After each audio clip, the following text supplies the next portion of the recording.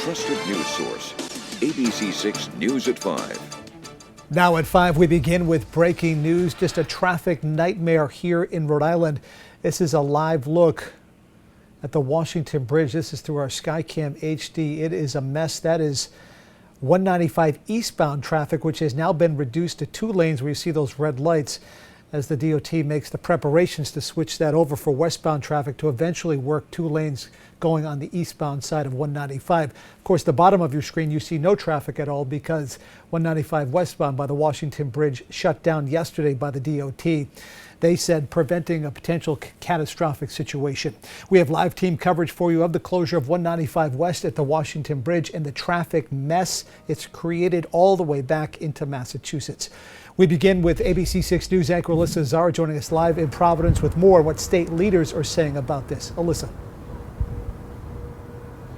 John, today officials saying the response to shutting down the Washington Bridge is a work in progress, but they are working with the communities most affected to figure out solutions to the ongoing plethora of traffic. Governor Dan McKee speaking for the first time publicly Tuesday following the immediate closure of the westbound lanes on the Washington Bridge Monday nights.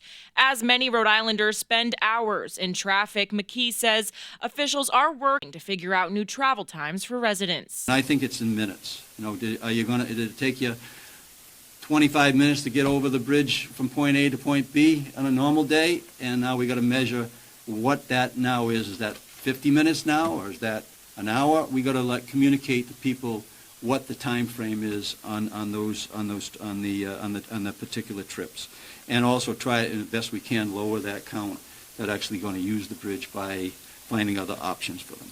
RIDOT Director Peter Alviti says the bridge was last inspected in July and was in good condition, but now engineers found a critical failure of some original bridge components. There are on each side of the bridge 8 pins that are anchor pins that hold major beams in place that as old bridges like this go, if one pin becomes deficient, then it can have a compounding effect on the other pins in the bridge, and that's what happened in this case. Alviti says there was no choice but to close down the bridge for repairs, citing safety as a top priority. A single lane for emergency vehicles is now open to help them get from the East Bay to hospitals in the West Bay. There is a portion of the old bridge structure that we can use safely, and our engineers have certified that we can use at least that one lane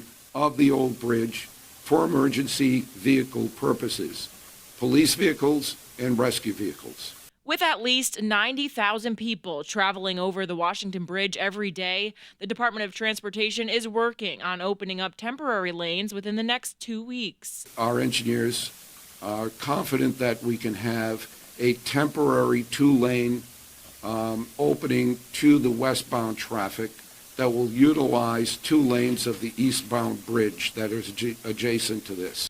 The current repairs are also requiring a 2-lane closure on 195 East near exit 1A for roughly 2 weeks. Like mentioned earlier, the DOT is working on opening up some temporary lanes on the bridge to help with that traffic, but that won't be for another 2 weeks. The bridge isn't expected to be fully repaired for at least another 3 months. Live in Providence tonight, Alyssa Azara, ABC6 News. Alyssa, thank you. Continuing now with our team coverage of the 195 West Washington Bridge shutdown. East Providence is the community seeing the biggest impact by far from these detours. Schools are distance learning tomorrow. Athletic events are canceled at the high school for tonight, all because of the overwhelming amount of traffic. Now, right now, the City Council is about to hold an emergency meeting to address all of the suffocating congestion. ABC6 News reporter Josh Kerman is live at that meeting for us, awaiting the start of it. Josh, what do you have? John, that meeting was scheduled to start around 5 o'clock, but just like everything else, they're waiting for people to be able to show up with enough delays keeping them off. We were out on Taunton Avenue earlier where there was bumper-to-bumper traffic for the last hour at the least. They're saying the meeting should start hopefully in the next 5 to 10 as they await for their person who runs the live streams here to get in walking distance, to get out of their car and just walk here. We'll actually have coverage when that meeting kicks off here as they try and address what's been going on and what they hope to be able to do in the next few days to alleviate some of these issues here in East Providence. We'll have that coverage coming up shortly as this meeting gets ready.